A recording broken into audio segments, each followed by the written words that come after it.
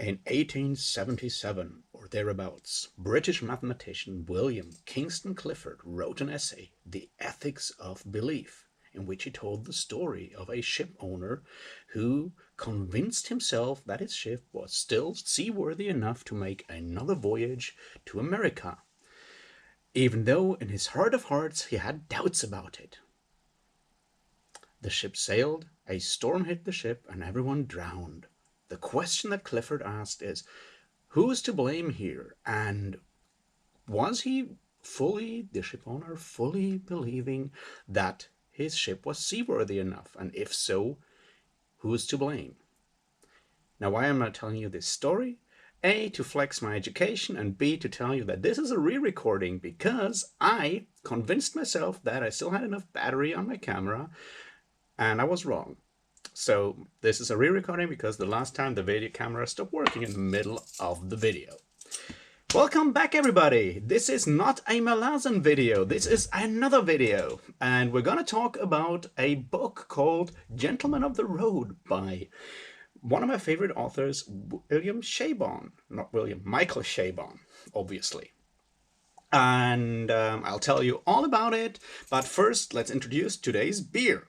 It's called Pilgrim Beer by Paderborner, which is a beer brand with a rather bad reputation in Germany. It's a rather cheap beer that you usually buy at your gas station or train station in cans for very little money, and it tastes like that.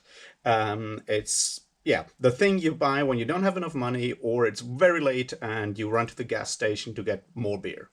Anyway, I like the Pilgrim motif, and it's actually drinkable. It's an unfiltered version of their normal Pilsner, so let's do this. Cheers.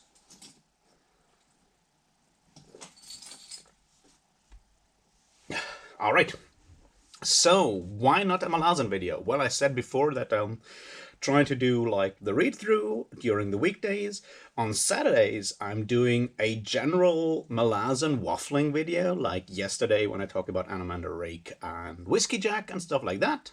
And Sundays, I'll do something very general or other books or whatever. Today is Sunday, so whatever happens, right? And during this long reread that I'm doing right now, I figured I might sometimes want to, pick up a different book for a short moment and distract myself, get in a different mindset, that kind of thing. And today's book is one of those. I read it yesterday and today, and I'm done with it. It's also my third or fourth reread of this. It's really short. The audiobook has 4 hours, so the print book probably 150 pages, something like that.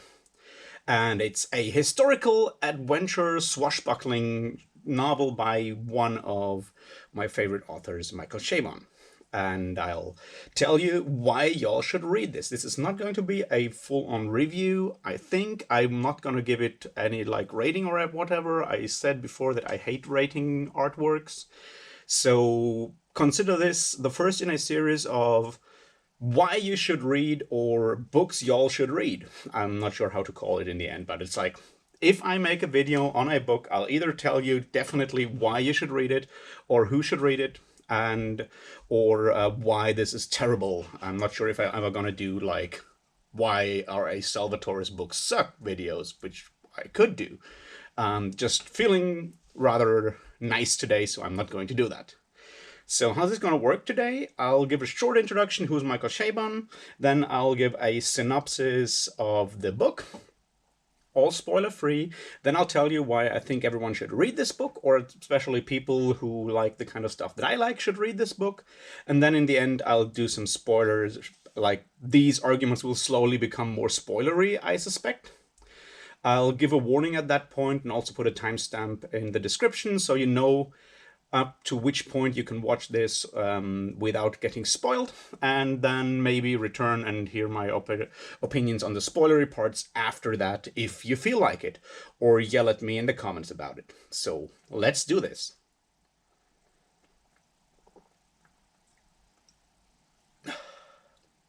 Who is Michael Chabon? Michael Chabon is an American author, and he's one of the more outstanding authors because he is straddling the divide between serious, highbrow literary fiction on the one hand and genre fiction on the other side, bringing his craft and his skills of the one to the other and the other way around. There's a few of these authors nowadays, but he's definitely one of the better known, I suspect, and someone I really, really enjoy reading. I've read 4 of his books at this point, and I plan to read more of them whenever I have the time. He started, as I said, as a writer in serious literary fiction. He published the first novel in 1988, The Mysteries of Pittsburgh. It's, from what I've read, like in descriptions, because I have not read this one. It's serious literary fiction with all the stuff that you expect from that kind of thing. He's then published a bunch of short stories. He actually has a master's degree in creative writing, so that kind of background. He's the kind of author that publishes in New Yorker or in Harper's Bazaar. Not Harper's Bazaar, in Harper. You know what I mean? Those kind of serious literary fiction authors. He wrote another book years later called Wonder Boys, which apparently is very, very popular, and I've also not read that one. His third book is the first one I read, and it's the one that kind of made him famous within more genre fiction, circles.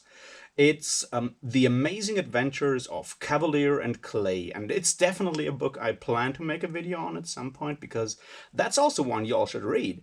It's just much longer, so I won't pop it in as a distraction from Malazan, because it's a long book. It's a historical novel on the beginnings of the comic books industry in the 1930s, late 30s, early 40s in New York. It also deals with, obviously, the historical topics of that and Jewish culture. In general, Michael Chabon is Jewish, and the question of Jewish existence, or all these things circling around the question of Jewishness, Jewish identity, those are things that show up more and more in his works. It definitely shows up here in The Amazing Adventures of Cavalier and Clay. Due to its topic, it's still like straight up historical fiction, with a lot of research done in it and stuff like that. But due to the topic, the comic books industry, it already is available, like was more accessible to genre fiction fans. It actually won a Pulitzer Prize for best fiction in the year 2001. It was published in 2000, I think. And yeah, as I said before, go read that book if you have time. It's absolutely fantastic on a lot of levels. He then sort of went on a run through different genres of subgenres of genre fiction. He published a young adult kind of or younger reader targeted book called Summerland that I have not read because I'm not into baseball. He is. And then the next thing, he published a novel that I have not read called The Final Solution, which is a detective novel on someone who's maybe Sherlock Holmes investigating the Holocaust, apparently. I have not read that one. I plan to because it sounds fairly interesting. He also, at that point, around 2007, published Gentleman of the Road, the book we're going to talk about today. It was first serialized in I think New Yorker magazine. I'm not quite sure right now. And in 2007, he published another book that I've also read and that I also highly recommend you all should read. And that's The Yiddish Policeman's Union. That one's a hard-boiled crime fiction, alternate history kind of thing about a Jewish state in Alaska. And once again, I highly recommend you read that. It's fantastic. It's gripping. It's easy, actually relatively easy and fast to read. It's not too long. If you like some hard-boiled crime, go read The Yiddish Policeman's Union. After that, he returned a bit to his realistic, naturalistic fiction, literary fiction roots in a way with a novel called Telegraph Avenue that I have not yet read. I plan to, but it's rather long, and we'll see. It's something that I plan to read, and his latest like full-on novel is called Moonglow. It's something I've read. I thoroughly enjoyed it. It's also more on the naturalistic fiction level side of things. It has some metafictional elements in it. It's semi-autobiographic. The framing is basically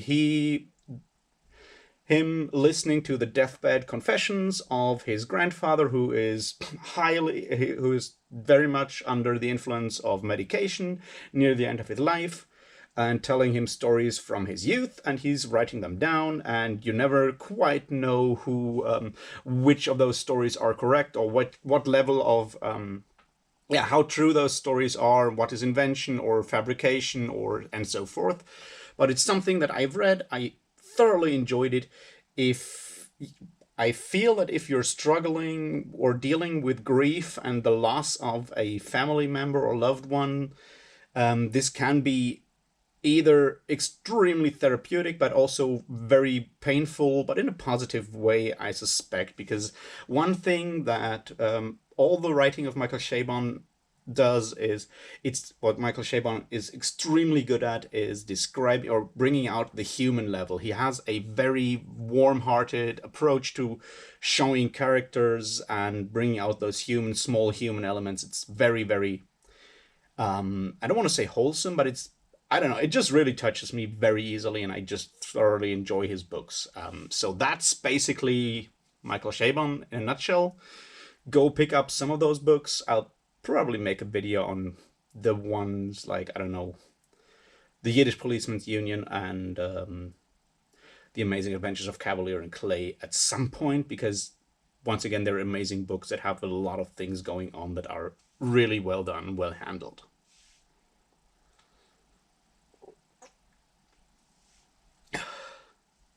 All right, so what is Gentlemen of the Road? Once again, it was published in 2007, first as a serial novel in like 15 chapters, then as a one book. You can get it as an audiobook right now or a paperback. Go do that. It's well worth it. It's rather short, and it's an adventure novel, a historical adventure novel set around the year 1000 and mostly on the Crimea and around that area. Its working title was Jews with Swords, and that's basically what you get. It features two heroes, a Frankish Jew, called Frankish, from the city of Regensburg. His name is Seligman, and an Abyssinian Jew, which obviously is Northern Africa. If you don't know what Abyssinia is, it's Ethiopia, I think. It should be Ethiopia. Anyway, and his name is Amram, who used to be a mercenary in the service of the Byzantine Emperor. And those two are adventurers down on their luck, and they get drawn into a conflict, a civil conflict, strife, whatever you want to call it, civil war, attempt of coups and stuff like that within the Khazar Empire. The Khazar Empire, if you don't know about it, is something that kind of rose to prominence recently because of these books. There's another book that I also think y'all should read, probably, if you feel very, very adventurous on a literary level, not on the actual content. That's the Secret Dictionary of the Khazars. Yeah, let's not go into that. That one is a whole other mess. It's an experimental novel written as a dictionary, and while you read that, depending on which words you look up and which cross-references you use, you'll get a different experience of reading it every time you read it. So yeah, it's a weird thing. Anyway, the Khazar Empire, Khazaria, is a historical state under Jewish governance on the Crimea Peninsula, having a rather weird mix of Christian, Muslim, and Jewish population, with some Mongol or whatever, Mongolian influence as well. So that's sort of the background, lending us this slightly exotic, slightly oriental, whatever you want to call it, mysterious Background for the adventure, and the adventure itself is a rather straightforward, no, well, not too straightforward, but series of swashbuckling, sword and sorcery-esque, well, there's no sorcery, but sword and horses and stuff like that adventures of those two adventurers who once again get drawn into that. It has all the good stuff that you expect from that kind of story. It has Vikings, it has horse theft, it has elephants, it has intrigues, and all of the other good stuff. That's basically what it is. Once again, it's rather short, and if sort of pseudo-historical adventure fiction is something you enjoy, you will very, very much enjoy this. This is just brilliant on every single level because it's written by an absolute master. And this is where we get into the part why I think you all should read this, and it's gonna get spoilery later on in this, but I'll point out when it starts to get spoilery again, so you can switch off if you don't want to look at that.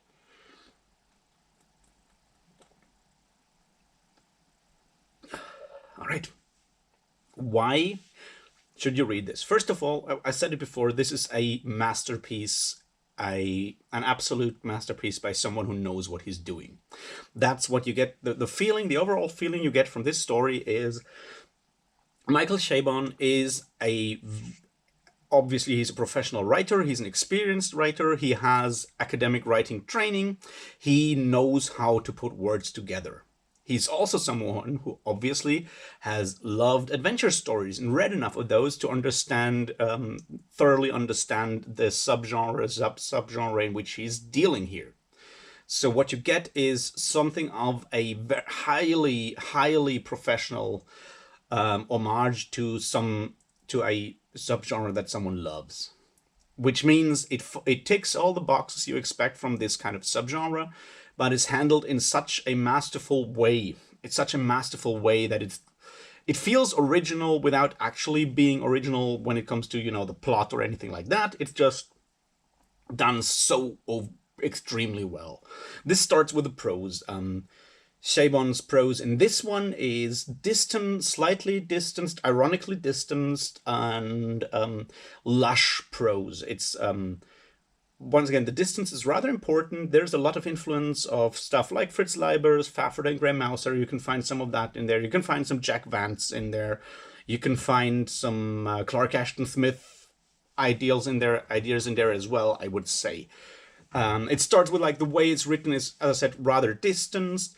The sentence structure is often super convoluted, using lots of complex words to describe simple things in a way that just will, if you're like me, will really make you smile. It's something you also find, I don't know, in an even more over-the-top way in something like Thomas Pynchon's Mason and Dixon, or like in general in Pynchon's writing style a lot of times.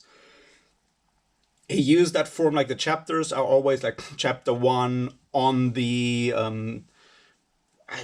I don't remember this, like on the problems arising from the love of a hat or something like that. It's always done in this, like, you have these oldie worldy chapter headings that you have in a lot of like 19th, early 20th century fiction, when it's like chapter 1 in which our hero does this and this and this. You have this kind of thing, but oftentimes there's already jokes in there. So yeah, you have that as an example, and then once again you have the story written in this way. The next strength is once again what I said before. Michael Chabon is a master at describing characters, or by giving us these small glimpses, making characters feel very, very human, and focusing on all kinds of human emotions and bringing them out in a rather warm-hearted way that just feels good in a way, even if there's stuff that's, even if the characters are not exactly good characters, they still feel human in a way, and that's very, very well done here as well. For example, I mean, we don't know much about these two characters. It's basically a long short story, or a novella or whatever. We don't have much time to get those characters introduced, but it's those small asides and glimpses that make them feel really real. Both Amram, the mercenary, and Seligman, the well, he's obviously has trained as a physician, as a doctor in Regensburg. It's the small mentions aside of the pogroms against the Jews in Regensburg at the time, or stuff like that. Amram has lost his daughter at some point, and he's trying to, and this is some of his character motivation in a way. Those things are handled really well, because what the setting does, and that's like the third point there. What the setting does is it's far away, and we don't, and historically, um, how to say, we don't know enough historical facts about it. It's not well established as a historical setting for everyone to understand and show up with, things that people don't know, that he might have gotten wrong and stuff like that. It's almost fantastic in the way we as common readers, and the stuff we as common readers know about it. We have a very, very thin, probably most of us don't have any kind of expectation of how the Jewish Khazarian Empire on the Crimea in, I don't know, 1000 AD would look like. And we put on a lot of our fantasy in there. But on the other hand, we have pre-established ideas of how the world in general around that time looked, of the Byzantine Empire, the Holy Roman Empire in Germany and around that, the Arabian, not empires, but the Muslim states with the caliphs reigning in Baghdad and stuff like that. We have a pre-established idea of the world. It feels real, and there's small hints dropped in there here and there that make it feel even realer. But we also feel, in a way, or I feel when reading this, that anything could happen there in Khazaria, because it's sort of this fantasy kingdom in our real world, with the added fact that yes, there's some historical evidence that it actually existed in a way. So that's cool. The setting is just cool. The heroes are both really cool. There is a really clear influence, or actually paying homage to Fafhrd and the Grey Mouser, to the point where we have like one big strong dude with an axe. That's actually the Abyssinian, and we have the small German one, the thin German guy using a thin sword that's even called Lancet, as sort of a joke on Fafhrd and the Grey Mouser, because the Grey Mouser's sword is called Scalpel. So there's that joke in there, which I I find really funny. And we have this, like, the partnership and friendship between those two is developed really well in a way, with those like side jokes and stuff like that. It just works amazingly well. So that alone is fun. On the other hand, all the other characters that we meet, there is Philak, the heir to the Khazarian throne. This is where we start to get spoiler-ish. I would not call this a spoiler because it happens in the first chapter. So yeah, and this character is developed amazingly well over time, and rounded well. Or even the evil usurper of the throne, he comes across as very human in a way, like as you feel for that dude with all the stuff that, like those small details, him wearing this hat because he gets migraine from too much sun, stuff like that. It's these small details that make him feel human in a way. Also, the other character, I just kind of forgot his name, is small bandit dude that they pick up on the way. And all of this just feels extremely well done. The next thing, there's this sense of melancholy pervading the entire thing that I just love, because it's a very gentle melancholy pervading the entire thing. There's hilarious swashbuckling adventure there. There's Vikings in there. There's elephants showing up. There's all this crazy shit going down. But the whole thing has this pervading sense of melancholy, because those two characters are adventurers for a reason, and that is that they are sort of restless. They're both apparently either fleeing from their past or looking for their past in a way. They're driven, and this kind of shines through, and is just handled like gently in a way. I love the fact that, I think that kind of is the best way to put it. Michael Chabon has a very gentle way to deal with his characters. He doesn't pull punches or anything like that. But the way he describes them is just feels very gentle towards those characters. Like he feels for them and with them. And that's something that comes across a lot in this book, which I really, really enjoyed.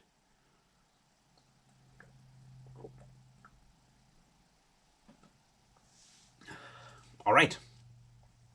Then there is the fact of how he manages to introduce like Jewish identity and Jewish culture and these things into the story that I find interesting. I have no attachment whatsoever to Jewish culture, and I don't know that much about it. So, but the way he manages to give it a cultural twist just feels very personal. It's something that I really appreciate in general about Chabon's writing over time, is that he always manages to put in these things, these elements, and makes them feel natural and fit the world natural without, hitting you on the nose about it. And yeah, of course, this is like, are they not even high Middle Ages, end of the early Middle Ages. And yes, fur traders are Jewish because they actually can do that because they are, I'm not sure if you know that, but they have, there is like, at least in the German states or the Holy Roman Empire, it is usually that you belong to a certain lord, or like if you are the subject of a certain lord, you cannot just move to a different lord's domain. Like changing, like moving to a different city is something that's legally not allowed because you are a subject of a certain, duke, count, baron, or whatever. But Jews, by definition, are direct subjects of the emperor, the Holy Roman Empire, which obviously, to quote a famous historian, the Holy Roman Empire was neither holy nor Roman nor an empire. Well, you know what I mean. There is this quote. I think it, yeah, might have been given because he's always good with those kind of quotes. Anyway, what I was going to say is that left Jews the actual possibility to move as traders from city to city within the empire and outside. The next part there was obviously history lesson, that since only the children of a Jewish mother are considered Jews, it was was like necessary to marry within the faith and their people. And that meant you needed to look outside your actual local small community, usually if the community was small enough, because obviously there is the prohibition of incest, obviously. So that's another thing why you have this like network of Jewish merchants spreading all over the known world and having those far traders. So it makes total sense to meet those far traders with all those elements in there in the story, and it's cool, and it's just handled really well, and I just love the fact how he manages to take a culture that is at its heart like an integral part of Western, at least Western, also obviously to a way Eastern civilization, but at least Western civilization, but is so often overlooked or ignored because obviously it's a very painful history that we in Europe have with Jews because of all the pogroms and all that stuff. Like that was not a very good way to put it. I'm sorry, because it's a very painful, fraught history because of all the atrocities committed against Jews over the last 2000 and a bit years, and that probably makes it. There's this trend to ignore or play down, or mostly ignore the involvement of Jews within our history. And Chabon even addresses that kind of thing in a way within the afterword to this story, that when he was working on the title, calling it Jews with Swords, that made a lot of people laugh and didn't take it seriously because our image is not of Jewish adventurers with swords. He has like, it goes on into different things here, but just saying, I love the fact that he puts it in, and it just gives this whole thing a spin and makes it appear like, makes it do more for cultural understanding, even for today, than you might expect from a straight up adventure story. All right, the next thing why this is so good is it's just so amazingly well constructed. The plot is good. It has a couple twists in there, which also are really well done. There's small foreshadowing in there that you might kind of feel that you might could foresee the twist that works, but it's done well enough that it doesn't, you don't see it coming for like half of the story. That's cool.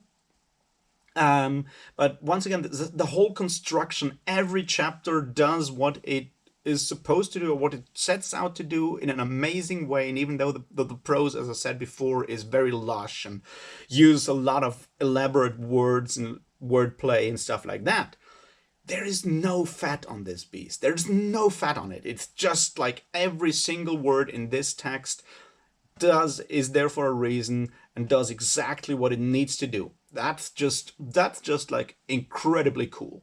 That's what I mean when I say that this is a masterclass. This is handled on a level that those authors like Fritz Leiber or Clark Ashton Smith don't manage, because they have a different writing style. I spoke about this yesterday for a quick, in a moment. They are definitely not of the show don't tell school yet, because that has not actually arisen in writing that much at the time they are writing.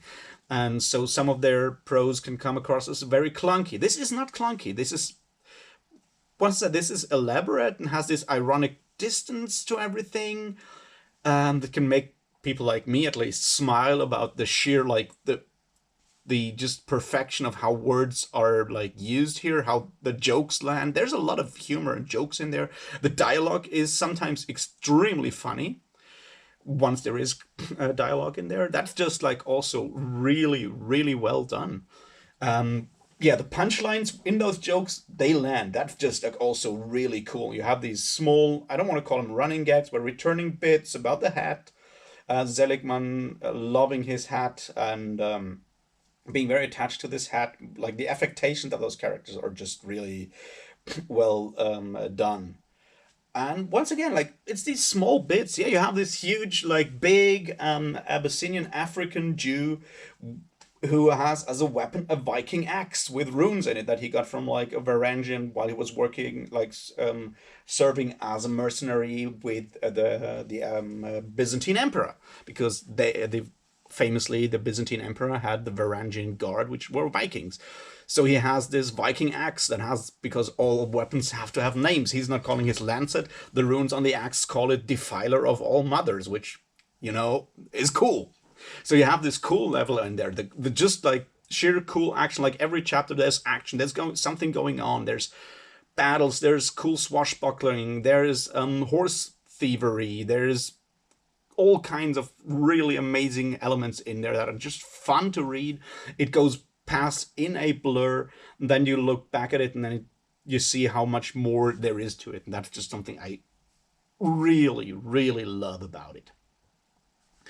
Now we come to the spoilery bit that I think needs to be addressed.